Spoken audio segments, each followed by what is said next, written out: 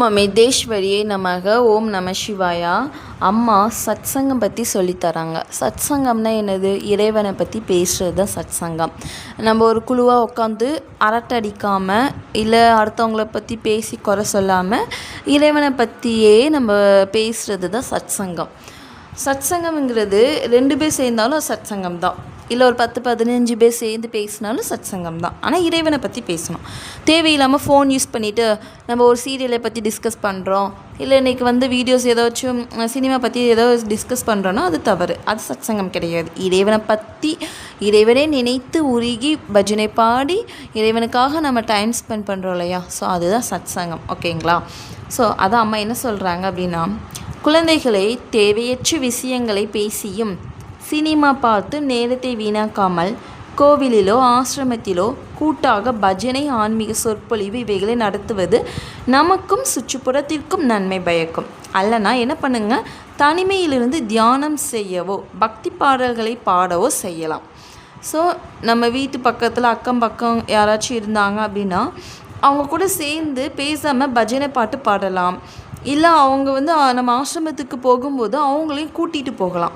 So ஆசிரமத்துக்கு போகிறோம், கோவிலுக்கு போகிறோம் அப்படின்னா நம்ம ஃப்ரெண்ட்ஸு இல்லை நம்ம கூட ஒர்க் பண்ணுறவங்கள கூட்டிகிட்டு போகிறதுக்கு தயங்கக்கூடாதுன்னு நம்ம சொல்கிறாங்க.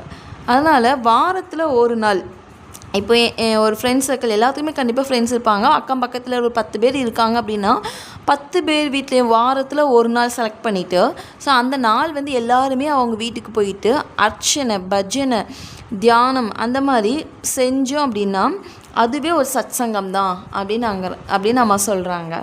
ஸோ இந்த நிகழ்ச்சிகளெல்லாம் கண்டினியூ பண்ணணும், விட்டுறக்கூடாது. அப்போது அந்த பழக்கம் எப்படி இருக்குன்னா, அந்த பூஜை பண்ணுறோம், அர்ச்சனை பண்ணுறோம், ஸோ கொஞ்சம் பிரசாதம் நைவேத்தியம் பண்ணுவோம் இல்லையா? அந்த பிரசாதம் கொஞ்சம் வச்சு வர குழந்தைங்களுக்கு கொடுக்கும்போது அந்த சின்ன குழந்தைகளுக்கும் இது போன்ற நிகழ்ச்சிகளில் பங்கு கொள்ள ஆர்வம் வளரும்னு சொல்கிறாங்க. ஸோ அந்த பிரசாதமாக என்ன கொடுக்கலாம் அப்படின்னா, அவல் கொடுக்கலாம், பழம், இனிப்பு பலகாரங்கள். ஸோ இதெல்லாம் கொடுக்கும்போது அந்த குழந்தைங்களுக்கு ஒரு இன்ட்ரெஸ்ட்டு, நெக்ஸ்ட் டைம் போகணும் அந்த மாதிரி ஒரு ஆர்வம் வரும். இதனால் எல்லாருமே ஒரு உற்சாகமாக வருவாங்க அப்படின்னு நம்ம சொல்கிறாங்க. ஸோ இந்த இளம் வயதில் கிடைக்கும் ஆன்மீக பண்பாடு பெரியவர்களானாலும் அவர்களிடம் நிலைத்து நிற்குமா. அதனால் சின்ன குழந்தைகளிருந்தே நம்ம பழக்கப்படுத்துறது தான் எதுவுமே நம்ம வயசில் வரைக்கும் நம்மளுக்கு தான் இப்போ தெரிஞ்சிருக்கு அப்படின்னா நம்ம குழந்தைங்களுக்கு இப்போமே இருந்து சொல்லி கொடுக்கணும்னு அம்மா சொல்கிறாங்க. ஸோ அதனால் நம்ம என்ன பழக்கப்படுத்துகிறோமோ அதுதான் நாளைக்கு அவங்களுக்கு ஒரு உந்துதலாக இருக்கும். அதனால் இப்போமே குழந்தைங்களுக்கு ஒரு ஆன்மீகத்தை புகட்டுங்க.